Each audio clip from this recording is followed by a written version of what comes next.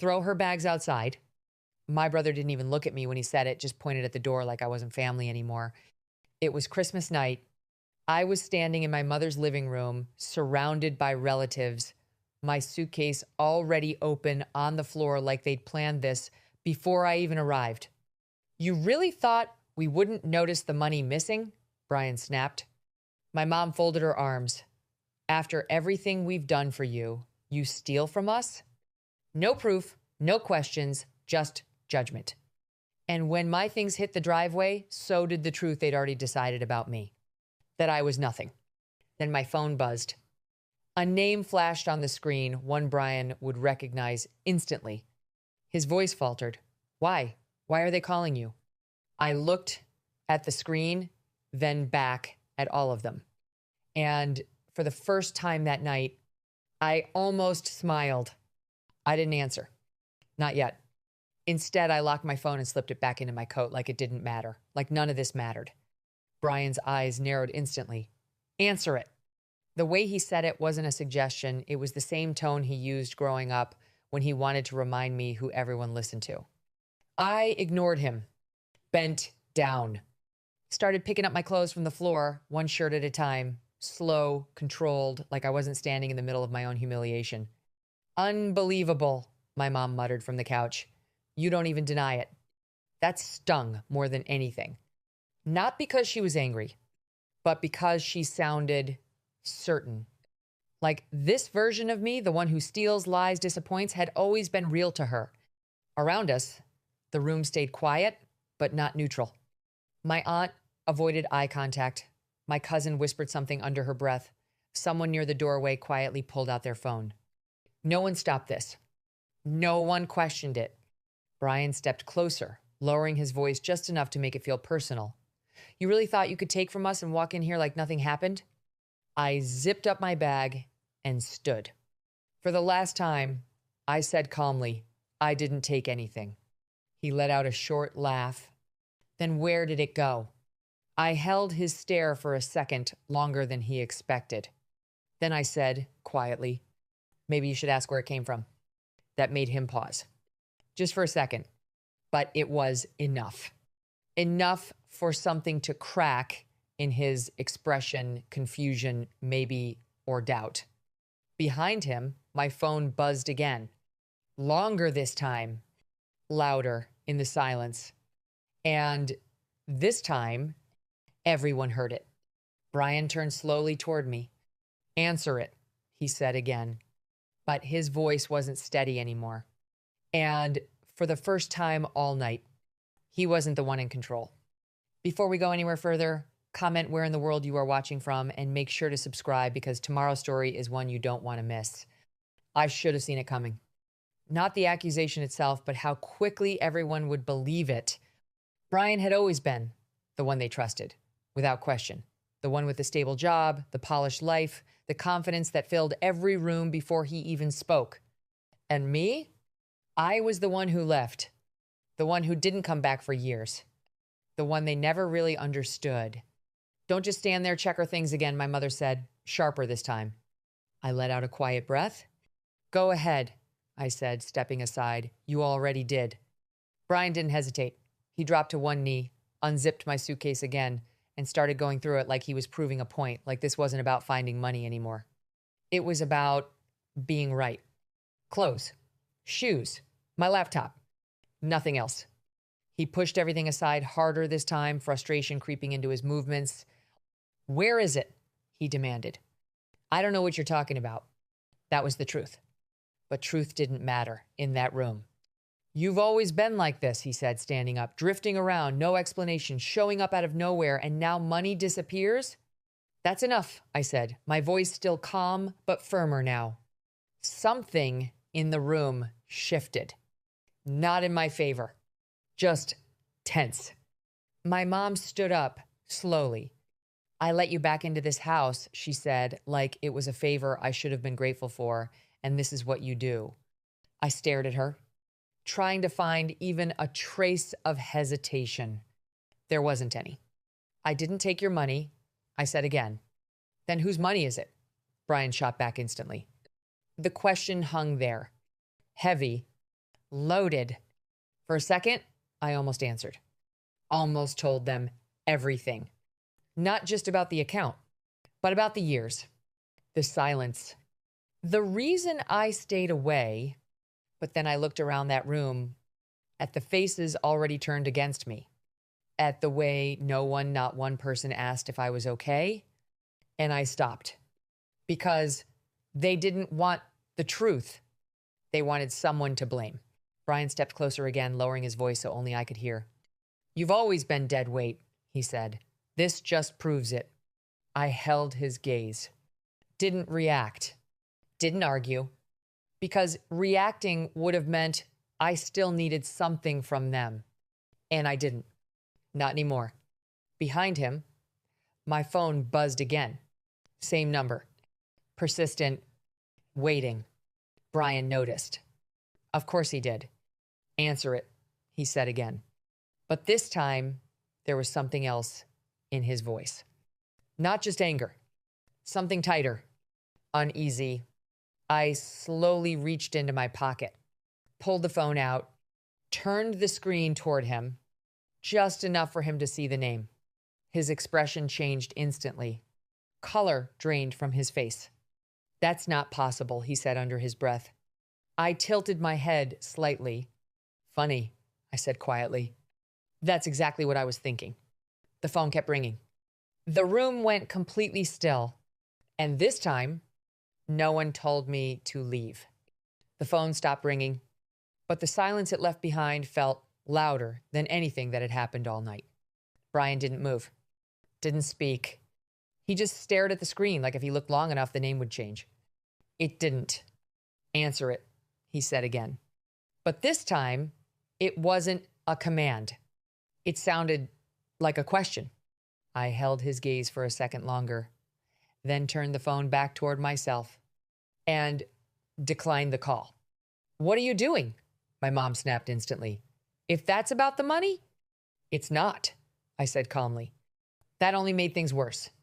Brian ran a hand through his hair, pacing once like he was trying to piece something together. That company doesn't just call people randomly, he muttered.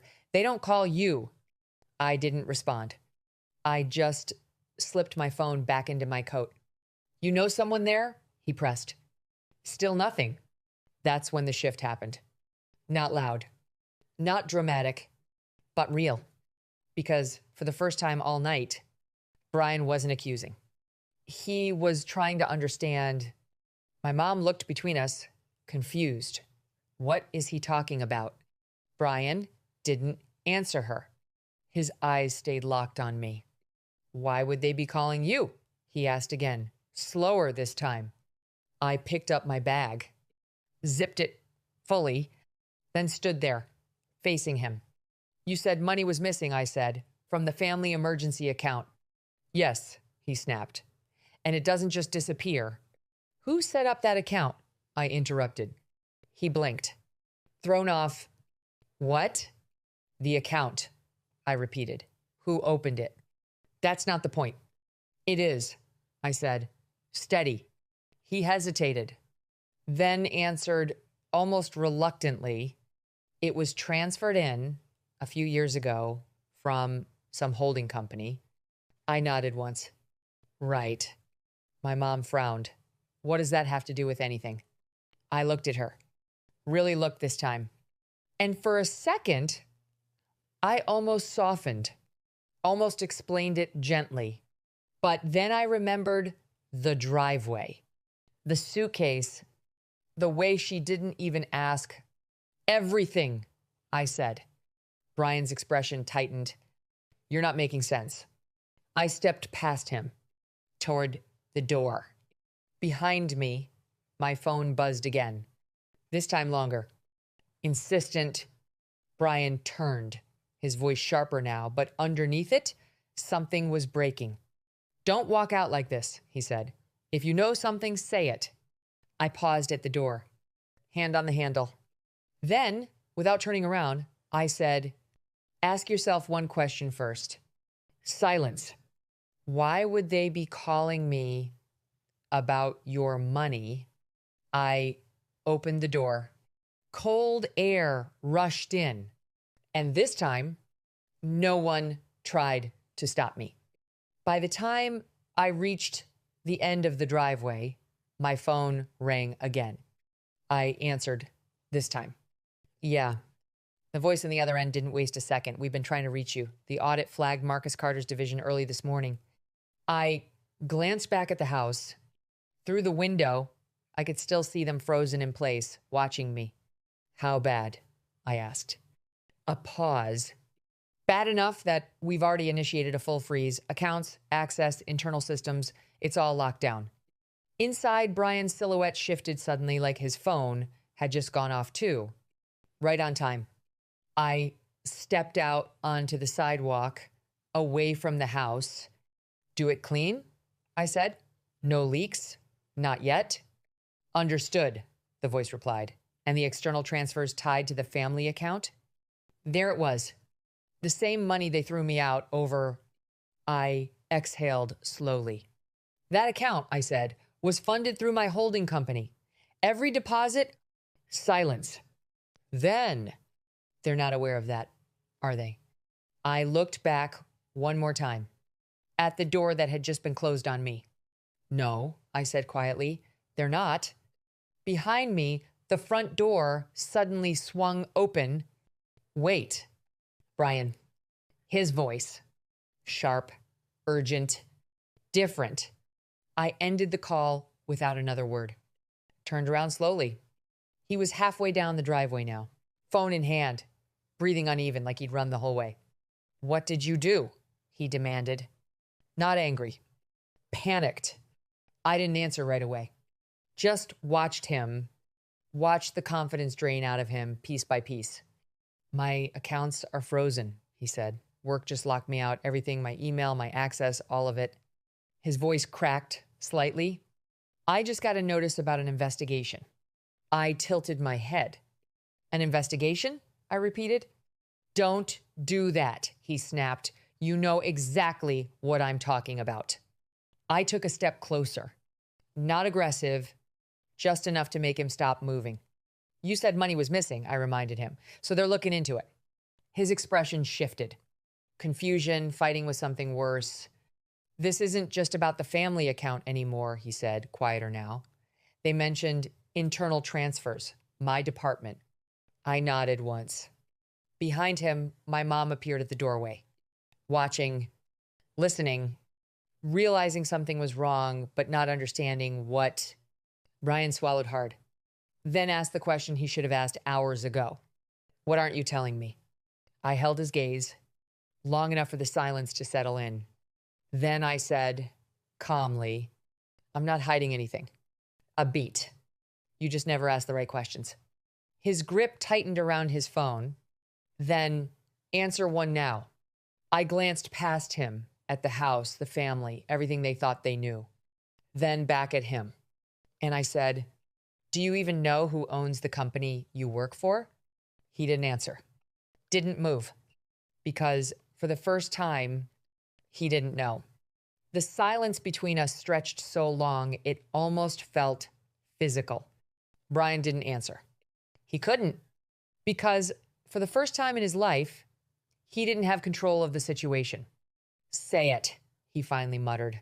But there was no confidence left, just pressure, fear, trying to hold itself together. I didn't raise my voice, didn't step closer.